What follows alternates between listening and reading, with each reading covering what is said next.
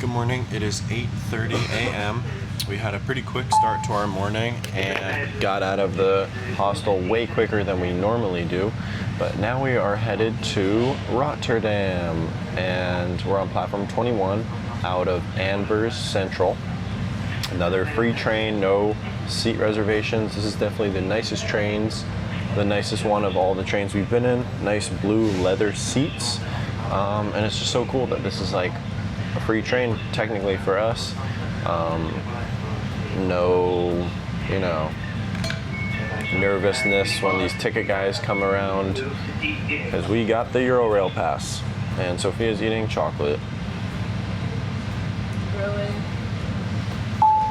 But yeah, we'll be in Rotterdam for around 4 or 5 hours. Sophia has some stuff planned, and then off to Amsterdam for 3.5 days. So super excited. Amsterdam is definitely going to be a highlight of this trip. Let's see what we get into.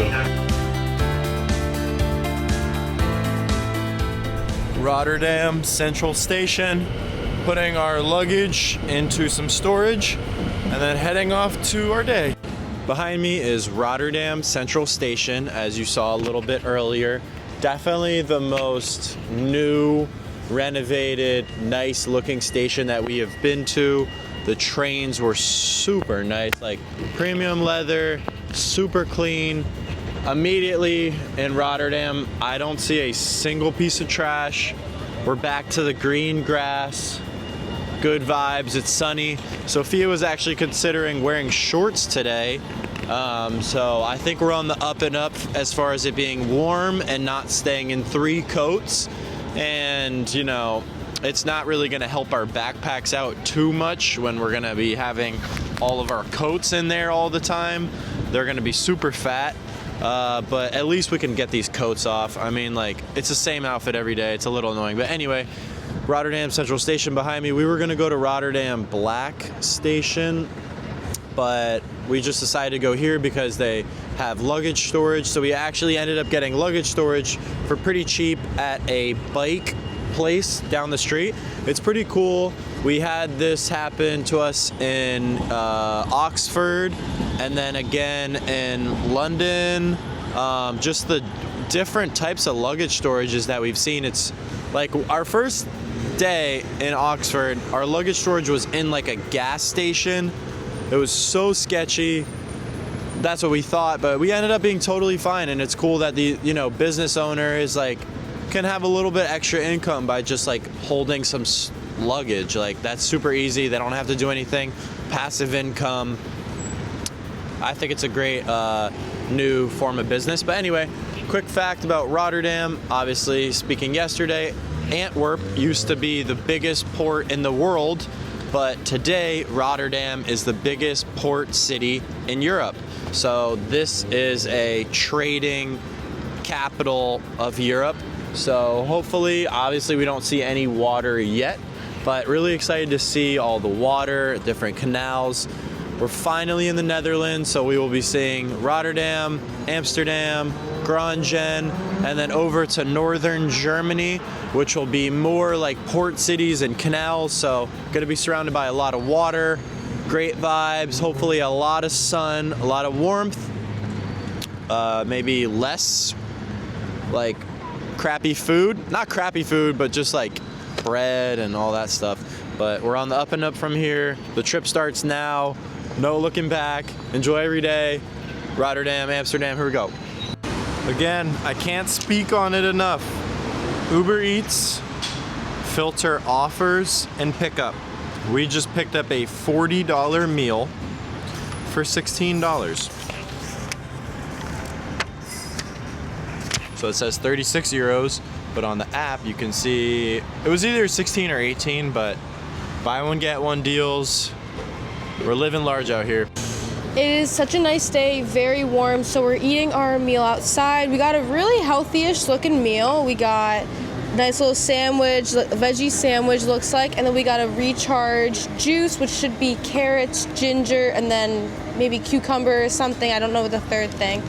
And then we also got 2 pieces of banana bread. So We got a really amazing meal. This should definitely fill us up, very healthy, and it will keep us going for the rest of the day until we get our homemade Dutch meals. In Amsterdam. We are at the Cube houses in Rotterdam. Really cool looking, and it looks like a lot of this windows are slanted down, so people have like some bottles that are slanted on and plants slanted on the windows. It's slanted, clearly, but I wonder what it looks like inside. Oh my God.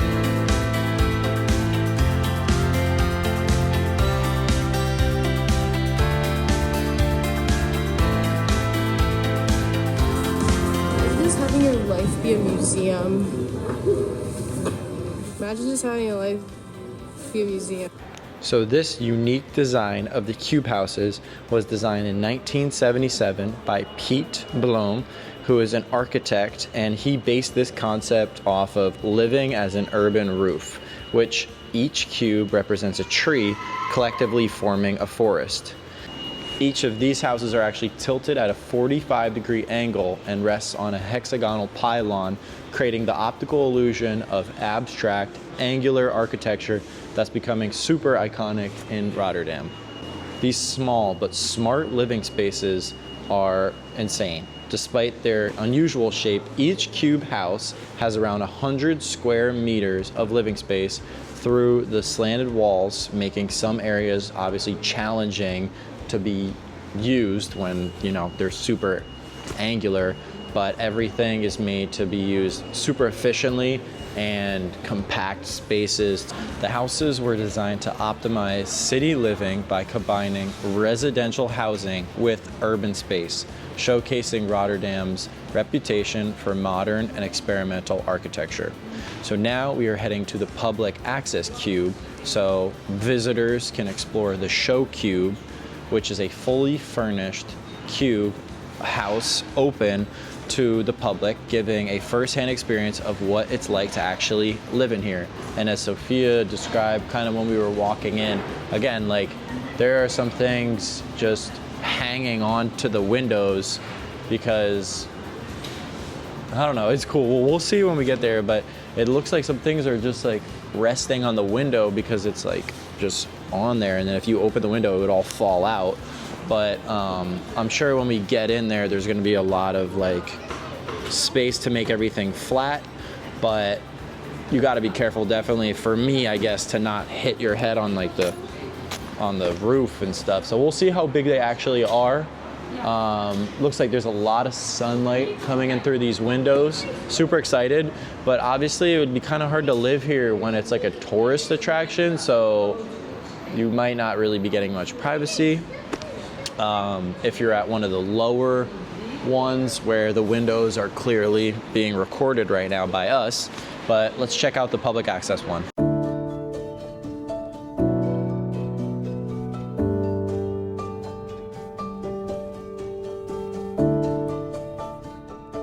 Walking into this room, it looks like this would be the office area, super spacious, and also you get a cool view of the streets down below.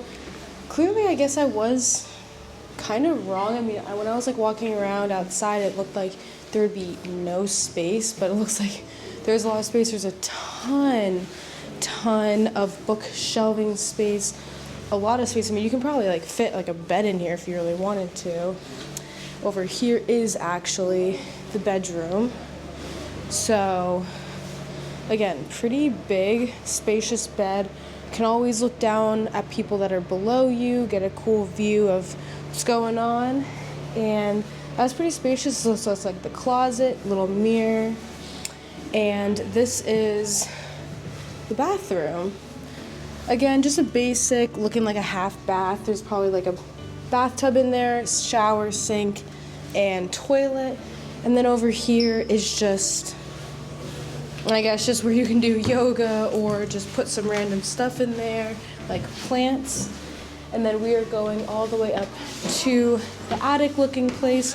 There's a ton of light in here. And, oh, look, they have cactuses for Jackson. And this would just be a nice place to read or paint. Really cool place to paint if you wanted to, because there's a lot that you can look out and also paint if you wanted to. Lighting in here is amazing. It doesn't look like you need to have your lights on 24/7. You can just let the sunlight do its own thing. And these tickets were $3 per person, but since we are students, it was $2 per person, so $4 in total. Pretty cool experience. The cost of it is not that much. I mean, for this being a tourist attraction, and it's probably pretty annoying to have people around here all the time when you're just trying to have a normal life, but really cool experience if you get the chance to go out here and see this. Worth the money, honestly. Yeah, for someone tall, it definitely is probably not like the best. I'm kind of. Oh my god, that actually hurt. Why are you dragging your... Well, it's like there's. Yeah, you definitely have to be careful. There's only like a middle spot where you'd be able to like actually comfortably be able to stand. So we just read online that it's around $500,000 to buy one of these cubes. So definitely a super hefty price for this little amount of space. Yeah, there definitely is not much space at all. And if you're tall in any sense, it's definitely not going to be something you should consider.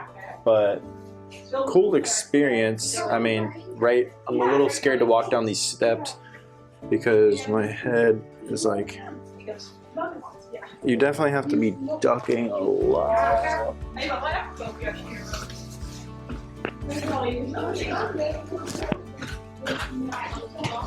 Cool experience, not that much space, not actually practical, but really nice art. The best feature of these houses are probably just the amount of natural light that you're getting and just the, fact that you're living in art, but a lot of natural light. I'm sure in the summer it can be really, really hot in these types of homes. It's pretty hot right now. Walking down these steps is pretty sketchy. They're very tiny even for me, so imagine having big feet like Jackson. Yeah, now that we're out and we're at the bottom, it was probably like a 20-30 degree change. It was really hot up there, I'm sure, with all like the windows and the metal up there. But down here, it's actually pretty cold again. It looks like there's some locals or people who live here actually leaving their homes now. It's definitely just like a small apartment, but I mean, when you are like living in New York or something, it's probably still bigger and cheaper than what you would get there. But I guess it could be practical for some people to live here. I mean, it's right next to like a super centralized train station, being Rotterdam Black, and yeah, it looks like there's some normal living aside from it too. So if you get an apartment over there, at least you'd still have a cool view of this art without having to sacrifice the small amount of space you'd be living in. But pretty cool.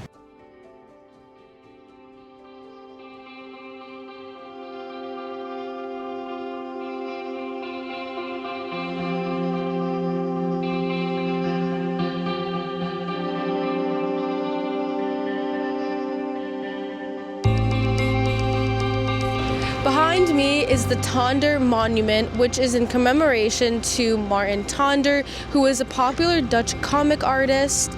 And around here are some of his cartoon characters. So one looks like a very wealthy hippo, and then there's one that's a painter. So very cool that they made a statue that was made by a comic artist.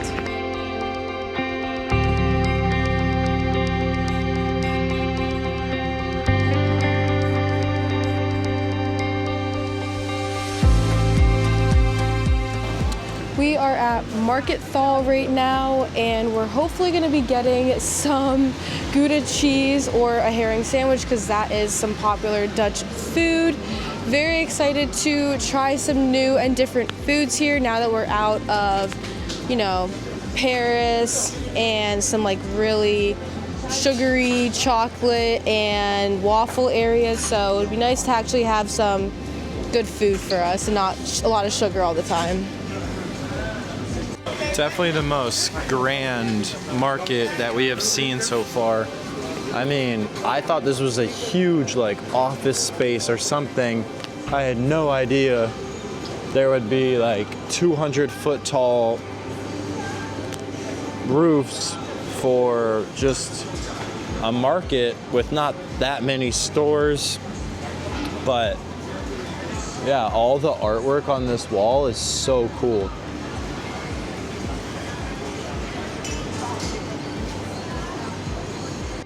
I'm talking to you, Dad. This looks like your perfect section. Every night, what you eat while you're watching basketball, check this spot out.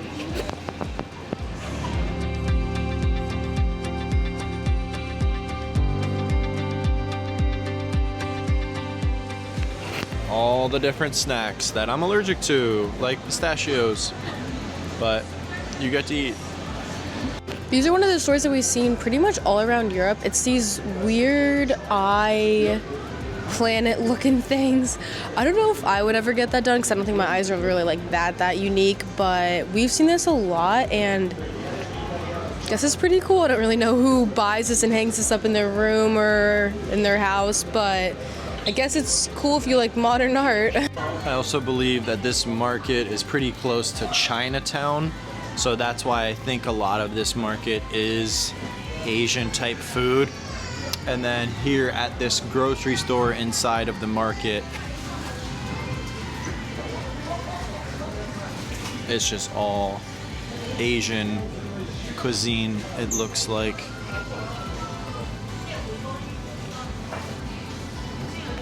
Not really sure what to get, but cool to see.